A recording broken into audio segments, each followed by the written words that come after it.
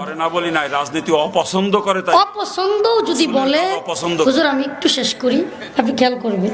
ওনাকে আমি কোনোদিন দেখি নাই, আসলে সরাসরি দেখা হয় নাই, কোনো স্টেজে কথাও হয় নাই একসাথে, তবুও শুনছি অনেক, ইউটিউবে মাঝে মাঝে দেখছি বা শোনা হয়েছে। তারপরেও আজকে সরাসরি সশরীরে সাক্ষাৎ কথা শুনলাম, তো আমার কেন জানি মনে হয়েছে কিছু কথার মধ্যে যে আসলে উনি বলছেন হয়তো সময়ের অল্পতার কারণে কিছু কথা বলার মধ্যে কেমন জানি মিসআন্ডারস্ট্যান্ডিং হয়েছে বা এরকম মনে হয়েছে। যেমন উনি বলছেন যে গণতান্ত্রিক বিষয়টা, যেটা যে কোনো আলেম যদি রাজনীতি করে না এই কথা বলে তাহলে কাফের হয়ে যাবে না, এটা কখনো সম্ভব না। কোনো আলেম যদি রাজনীতি করে না এই কথার মিনিং কি? দুইটা মিনিং হবে, দুইটা অর্থ হবে। করে না বলি নাই, রাজনীতি অপছন্দ করে, তাই অপছন্দ যদি বলে হুজুর আমি একটু শেষ করি, আপনি খেয়াল করবেন। যদি কোনো আলেম রাজনীতি অপছন্দ করে বলে তবু কাফের বলা যাবে না। কেন? রাজনীতি অপছন্দ করে কোন রাজনীতি? যদি উনি বলে আমি আব্রাহাম লিঙ্কনের গণতান্ত্রিক প্রক্রিয়ার রাজনীতিকে অস্বীকার করি, তাহলে তাকে কাফের বলা যাবে কিভাবে? না, তা তো বলি নাই। তাহলে এই যে উনি এটা কিন্তু ক্লিয়ার করেন নাই। এক, কেন মাহমুদুল হাসান সাহেব এই বর্তমান বাংলাদেশের বেফাক বোর্ডের প্রধান মুরব্বী, যাত্রাবাড়ি মাদ্রাসা সহ বাংলাদেশের শত শত মাদ্রাসার প্রধান, হুজুর কোন রাজনৈতিক দলের সাথে জড়িত না, জানেন আপনারা? আল্লামা জুনায়েদ বাবুনগরী আমির হেফাজত গণতান্ত্রিক প্রক্রিয়ার রাজনীতির বাংলাদেশে কোনো দলের সাথে জড়িত না, ওনারা কাফের না। তার মানে রাজনীতি করি না মানে রাজনীতি হলো সিয়াসা, ইসলামের বিধান পছন্দ করি না তাই বলছে কোনদিন। আমি একটু শেষ করি, যারা অপছন্দ করে তাদেরকে যদি শেষ করি আপনার কোনো কমেন্ট থাকবে না আশা করি। না না, আমি যদি শেষ করি আপনার কোনো কমেন্ট থাকবে না ইনশাআল্লাহ। আপনার কথাগুলো আমি বলছি, যদি আমি শেষ করি কোনো কথা থাকবে না। রাজনীতি কোথা থেকে আসছে? রাসূলুল্লাহ সাল্লাল্লাহু আলাইহি সাল্লামের জীবনী পড়লে চারটা জিনিস পাওয়া যায় সবচেয়ে বেশি। ইসলামের ব্যাপারে চারটা জিনিস পাওয়া যায়। কয়টা? এক, তাবলীগ। এক কি? তাবলীগ। দুই, বায়াতে রিজওয়ান, পীর মুরিদি। এই বাংলাদেশে পীর মুরিদি আছে না নাই? এটা রাসূলুল্লাহ সাল্লাল্লাহু আলাইহি সাল্লামের জিন্দেগি থেকে কিভাবে সাবিত করবেন? হ্যাঁ, সাবিত করবেন হলো আল্লাহ রাসূল সাল্লাল্লাহু আলাইহি সাল্লাম এক জিহাদে যাওয়ার আগে বায়াত করেছেন, করছেন না করেন নাই? উলামায়ে কেরাম যারা আছেন কথা বলবেন। তার মানে বায়াতে রিজওয়ান সাবিত হয়েছে না হয় নাই? তার মানে বর্তমানেও আহলে হক যারা পীর আছেন, পীর মুরিদি করা যায়, রাসূলের জিন্দেগি থেকে পাওয়া যায়। মাদ্রাসা শিক্ষা, ইলমের শিক্ষা, মাদ্রাসার শিক্ষা। আল্লাহ রাসূল আসহাবে সুফফা, বাইতুল্লাহর একটা স্থান ছিল যেটাকে সুফফা বলা হতো, সেই জায়গায় ছাত্রদেরকে কোরআন হাদিসের শিক্ষা দিচ্ছেন না দেন নাই? তার মানে রাসূল, এই কথা বলেন না কেন? তার মানে রাসূলের জিন্দেগি থেকে আমরা মাদ্রাসা শিক্ষা পেয়েছি না পাই নাই? তার মানে মাদ্রাসা শিক্ষা সাবেত হলো, বায়াতে রিজওয়ান দ্বারা পীর মুরিদিও সাবেত হলো, আহলে হক পীর মুরিদি, ভণ্ডামি না। দুই, তিন নাম্বার তাবলীগ। আল্লাহ রাসূল সাল্লাল্লাহু আলাইহি সাল্লাম বিভিন্ন জনের কাছে গিয়ে গিয়ে দাওয়াত দিয়েছেন না দেন নাই? তার মানে তাবলীগও সাবেত হলো। চারটা জিনিস আল্লামা আশরাফ আলী থানভী রাহমাতুল্লাহি আলাইহি চারটা অংশকে 25 করে ভাগ করে 100 দিয়েছেন। 25 করে ভাগ করে কত দিয়েছেন? 100। চারটা জিনিস কি? একটা মাদ্রাসা শিক্ষা, তালিম ও তাআল্লুম, তালিম তরবিয়ত। এটা হলো কোত্থেকে সাবেত হয়? রাসূলের জিন্দেগি থেকে, আসহাবে সুফফা থেকে। বায়াত পীর মুরিদি কোত্থেকে সাবেত হয়? বায়াতে রিজওয়ান থেকে। তিন, তাবলীগ। এটা তো রাসূলের জিন্দেগির সবটাই ছিল তাবলীগ, মানুষকে দাওয়াত দেওয়া, এটা সাবেত হয়ে গেল। 4 নাম্বার কি? 4 নাম্বার জিনিসটা কি? এটা 4 নাম্বার জিনিসটাকে আমরা রাজনীতি বলি, আসলে এটা হলো ইলায়ে কালিমাতুল্লাহ। কি? ইলায়ে, কথা বলেন না কেন? ইলায়ে কালিমাতুল্লাহ, দ্বীনের আওয়াজকে বুলন্দ করার জন্য, দ্বীন প্রতিষ্ঠা করার জন্য, ইসলামী খেলাফত প্রতিষ্ঠার জন্য সিয়াসত। কি এটা? রাজনীতি না। এখন যদি আপনি বলেন যে কোন হুজুর যদি বলে আমি রাজনীতি অস্বীকার করি কাফের, তাহলে কথা আসবে দুই রাজনীতি। আল্লাহর রাসূলকে বর্তমান গণতান্ত্রিক যে প্রক্রিয়া, যেই রাজনীতি আব্রাহাম লিঙ্কনের প্রণীত, সেই রাজনীতি করতেন সাহাবায়ে কেরাম, সে রাজনীতি করতেন। আপনি বলবেন আমি গণতান্ত্রিক রাজনীতি করি না, আমাকে বলতে হবে বর্তমান যেই চরমনায় পিসা হুজুরের দল, এই দলের নাম কি ছিল জানেন? এই দলের নাম ছিল ইসলামী শাসনতন্ত্র আন্দোলন। কি ছিল? ইসলামী শাসনতন্ত্র আন্দোলন। কিন্তু এখন শাসনতন্ত্র গেল কোথায়? কথা বলেন না কেন? শাসনতন্ত্র কোথায়? নিবন্ধন করার সময় বাদ দিচ্ছে। শাসনতন্ত্র নিবন্ধনের সময় কি করছে?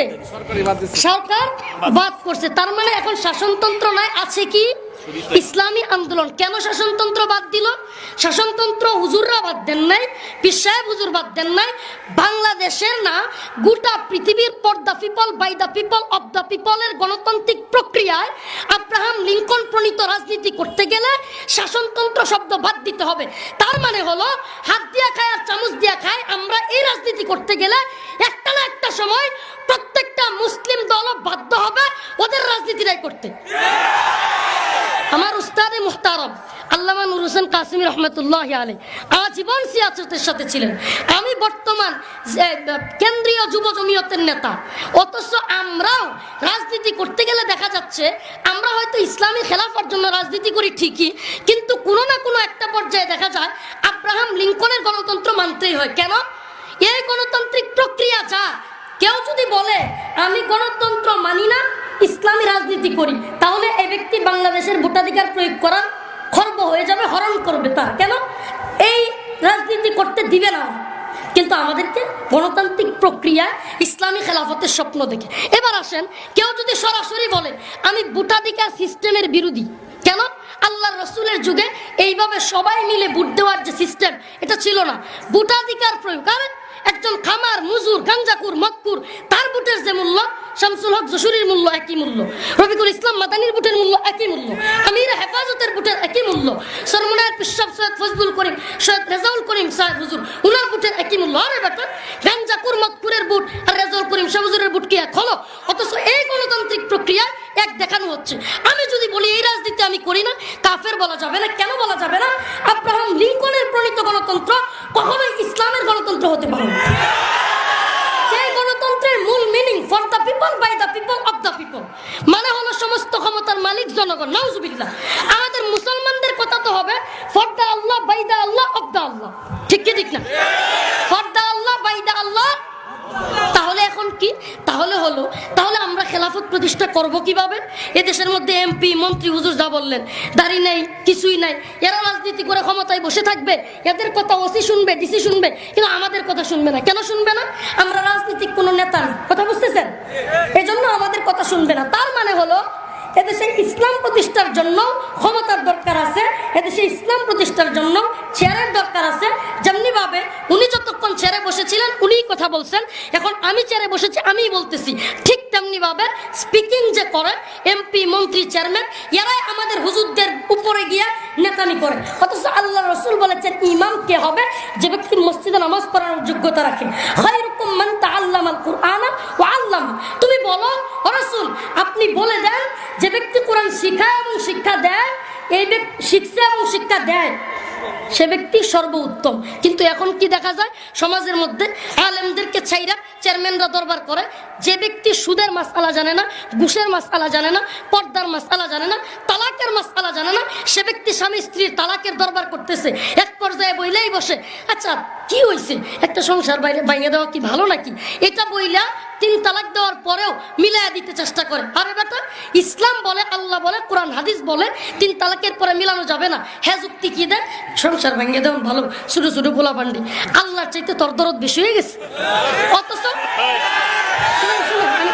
এত ঠিক বলার দরকার নাই। আপনারা কি টেলিভিশন চালু করছেন এদেশে? কিসের ঠিক? বেশি বলানো ঠিক বলেন আপনারা? টেলিভিশন চালু হয়েছে ওয়াজ মাহফিলে, এগুলো বক্তা যাই বলবে তাই ঠিক। কে বলছে আপনাকে ঠিক বলতে? ট্রেডিশন চালু করা যাবে না। কথার মধ্যে আমি ভুলের উঠবে না, কোনো ব্যক্তি ভুলের উঠবে না, আমারও ভুল হইতে পারে। এই ট্রেডিশন, এই প্রথা চালু করছেন কেন? সব কথা ঠিক, আপনাকে ঠিক বলতে হবে না। শুনেন, তাহলে তার মানে হলো আমি যদি বলি যে রাজনীতি কেন করি? ইসলাম প্রতিষ্ঠার জন্য, তাহলে জায়েজ। যদি কোনো মুসলমান কথা বলে যে আমি গণতান্ত্রিক রাজনীতি করি ইসলাম প্রতিষ্ঠার জন্য, তাহলে জায়েজ। কিন্তু যদি বলে আমি গণতন্ত্র বিশ্বাস করি, সমস্ত ক্ষমতার মালিক জনগণ, কাফের হয়ে যাবে। কথা বুঝছেন? তার মানে হলো কোন আলেম যদি বলে আমি রাজনীতি পছন্দ করি না, কোন রাজনীতি পছন্দই করি না, রাজনীতি কেন পছন্দ করি না? আব্রাহাম লিঙ্কন প্রণীত রাজনীতি, এই তথাকথিত ভোটাধিকার প্রয়োগের রাজনীতি, যেটা তাহাজ্জুদের সময় হয় আবার দিনের বেলায় হয়, এমন অবস্থার রাজনীতি আমি পছন্দ করি না। কথা শেষ? হুজুর এখন তো রাগ নেই, আমি জানি শেষ করলে রাগ থাকবেন। আমার কথার উদ্দেশ্য ছিল কাফের